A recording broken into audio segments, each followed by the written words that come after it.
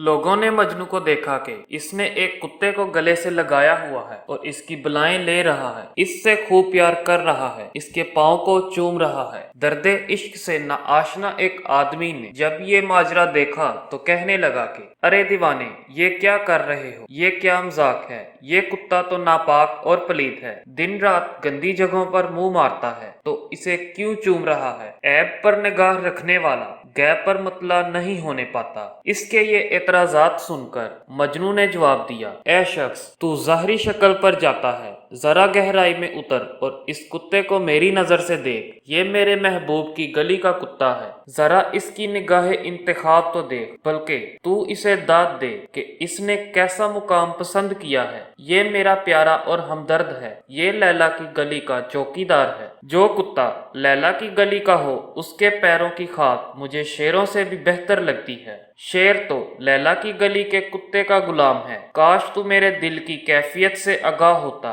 ये राज जुबान से ज़हूर पजीर नहीं हो सकते, इसलिए ए मुखातिब, खामोशी बेहतर है। दरसे हिकायत, लोग अगर इस सूरत परस्ती से आगे देखें और इन सूरतों के खालिक की तरफ मतवज्जा हों जो हुस्न का असल सरचश्मा मरकज है, तो दुनिया ही से जन्नत का लुत्फ़ व नज़ारा शुरू हो जाए। जज़ाकल्लाह।